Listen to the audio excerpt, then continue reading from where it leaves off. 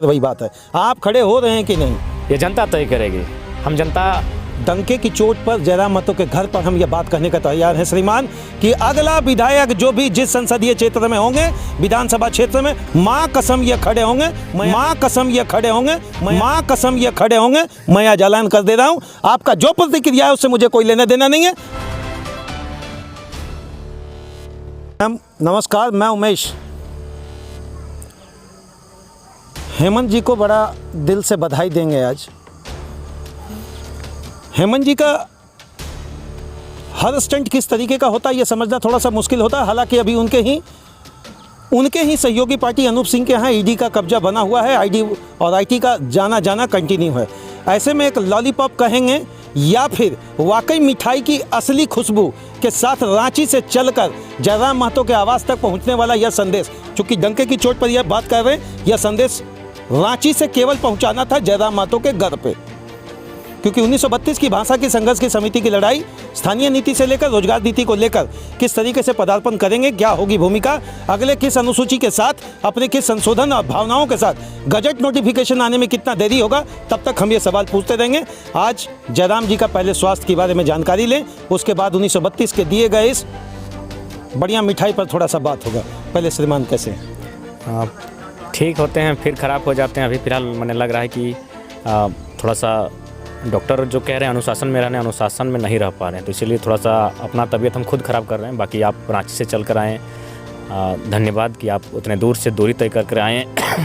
और आज मैंने कह सकते हैं इस आंदोलन में पहली बार विधायिका को भी धन्यवाद दिल से देने का मन कर रहा है। बाकी पत्रकारिता मतलब ये मान गए, ये आप माने कि विधायिका को आज धन्यवाद देना चाहिए?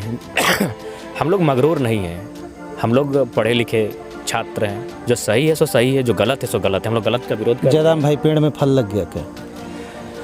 फूल धरा है कभी कभी। अभी मतलब फल का उम्मीद हम नहीं कर सकते। अभी हम कह नहीं सकते। कहाँ लग रहा कि फूल कहीं बीच में न गिर जाए, इसी बात पे हम लोग आते हैं सीधा।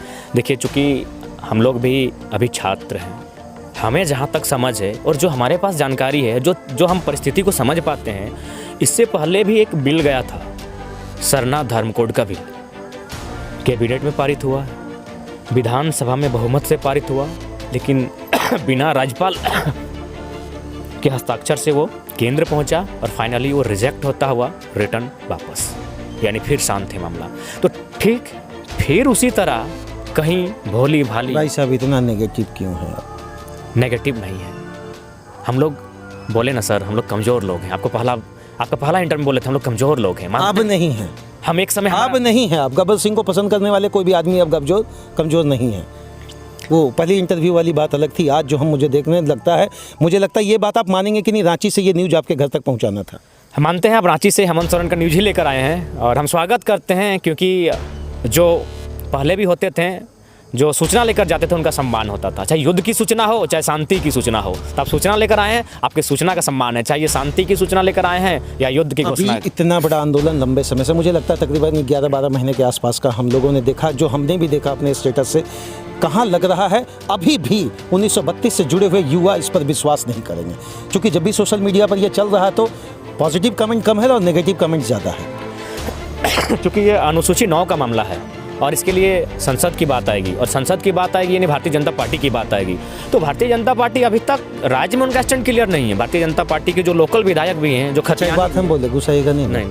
मैंने क्या शिक्षा मंत्री जी को आपको धन्यवाद देने का एकदम मन नहीं करता? मैं एकदम दे देते हैं। माननीय आदरणीय श्री जगन्नाथ महतो, उनके सबसे पहले स्वस्थ होने की कामना करते हैं। आप जुग जुग जिए, हमारी आयु भी आपको तो वो तो इतना स्टेप आगे बढ़े, फिर भी आप वहीं खड़े हैं कि नहीं बिल यहाँ जाएगा, बीजेपी का स्टंट फिर नेगेटिव अप्रोच में आ जाएगा, हो सकता है बीच में और कहीं लटक जाए। इसमें तो माननीय कह रहे हैं कि नहीं, उनका बहुत बड़ा योगदान है। आपके योगदान से वो सीधे से नकारते हैं, ये मानते हैं कि नहीं? देखिए, उनका मसला, उनका क्या सोच है नहीं है, बात अलग है, वो जनता तय करेगी। मैंने हम लोग मैदान 2024 की तैयारी है नहीं। जगन्नाथ महतो तो अपनी जगह पर हैं, जयराम महतो 2024 की तैयारी पे हैं क्या? अगर बिल कहीं रुका तो? सच बताया, ये लड़ाकू कौम है, इस सच्चाई को सबको मानना होगा। ये आप अपने आप को आप आगे ला रहे हैं, लड़ाकू कौम है, बाकी को आप पीछे रखने क्यों चाहते हैं? देखिए सच्चाई है, कुछ लोग व्यापार कौम रहे हैं, उनका अंग्रेजों के काल से भी कोई मतलब नहीं, उन्होंने अपने व्यापार में जीवन वो भी तो यहीं के थे श्रीमान, वो भी तो यहीं के थे। ने कब कहा आप यहाँ के नहीं है, लेकिन दुनिया की सच्चाई है। हम बोलिए तो कौन यहाँ के नहीं थे? अभी आप अपने आप को लाकर रख दिए कि हम लड़ाकू कम्युनिटी से हैं। दूसरा कौन सा कम्युनिटी? जो झारखंडी है, जो मूलवासी हैं, उसमें कौन कम्युनिटी है जो यहाँ पे? देखिए बिल रुके या ना रुके, हम लोग का आंदोलन नहीं रुकेगा, क्योंकि इस बिल के बाद श्रीमान हम वहीं रुके हैं। विधायिका को आपने धन्यवाद दिया है और फिर विधायिका की तैयारी मुझे लगता है संस्थागत तरीके से आप करने को तैयार है। देखिए भारत एक लोकतांत्रिक आप खड़े होंगे कि नहीं? देखिए गोल मटोल करेंगे श्रीमान तो फिर वही बात है, आप खड़े हो रहे हैं कि नहीं ये जनता तय करेगी।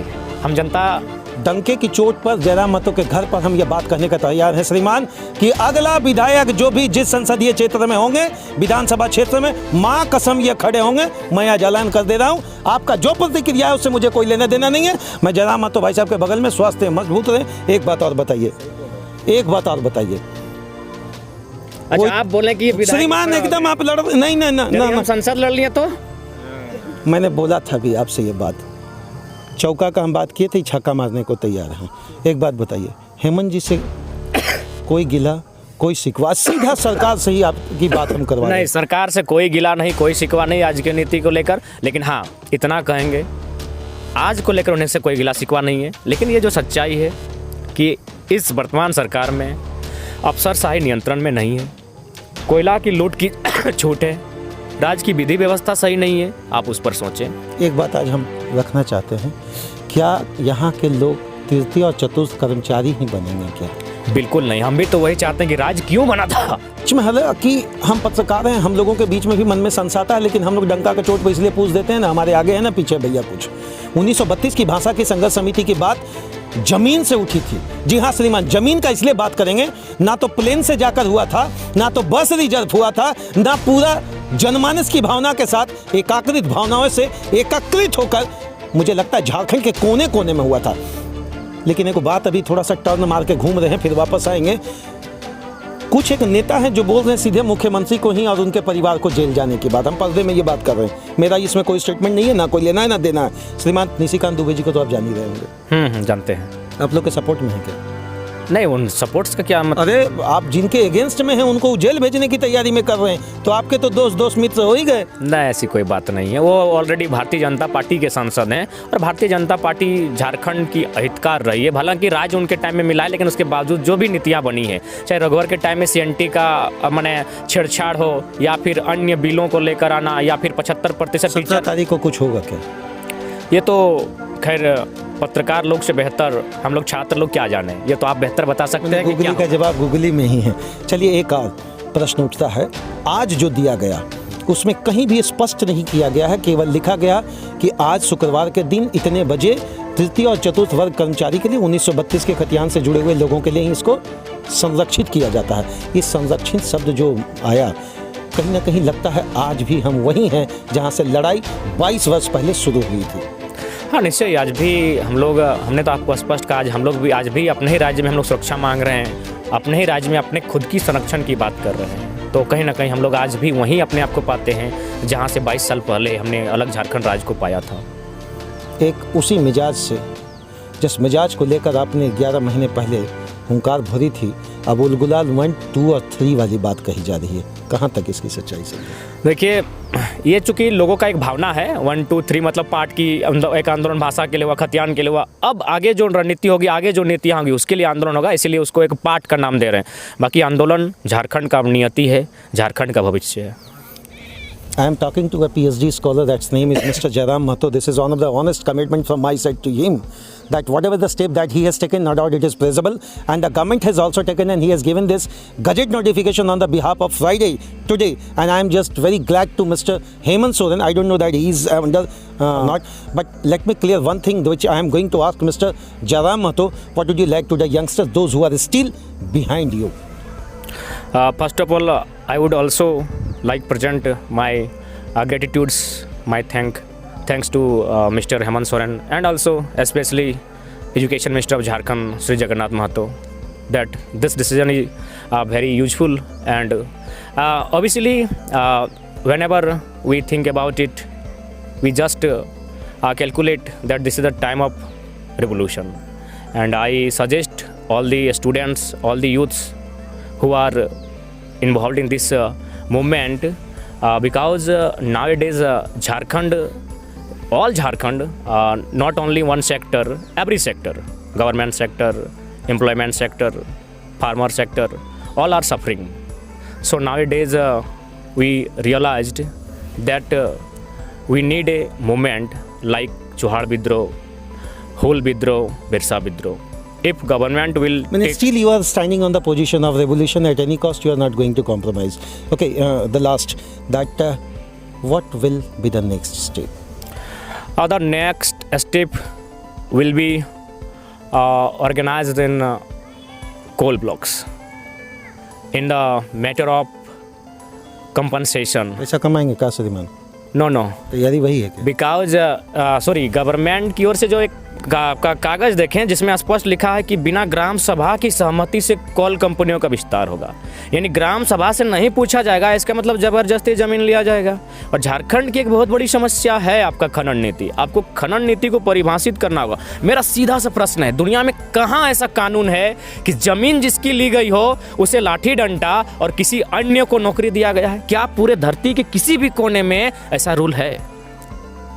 There is any rule in hall? Definitely not. सच बताया, ये लड़ाकू कौम है, इस सच्चाई को सबको मानना तो होगा। ये आप अपने आप को आप आगे ला रहे हैं, लड़ाकू कौम है, बाकी को आप पीछे रखना क्यों चाहते तो हैं? देखिए सच्चाई है, कुछ लोग व्यापार कौम रहे हैं, उनका अंग्रेजों के काल से भी कोई मतलब नहीं, उन्होंने अपने व्यापार में जीवन वो भी तो यहीं के थे श्रीमान, वो भी तो यहीं के थे। हमने कब कहा आप यहाँ के नहीं है, लेकिन दुनिया की सच्चाई है। नाम बोलिए तो कौन यहाँ के नहीं थे? अभी आप अपने आप को लाकर रख दिए कि हम लड़ाकू कम्युनिटी से हैं। दूसरा कौन सा कम्युनिटी जो झारखंडी है, जो मूलवासी हैं, उसमें कौन कम्युनिटी है जो यहाँ पे नहीं?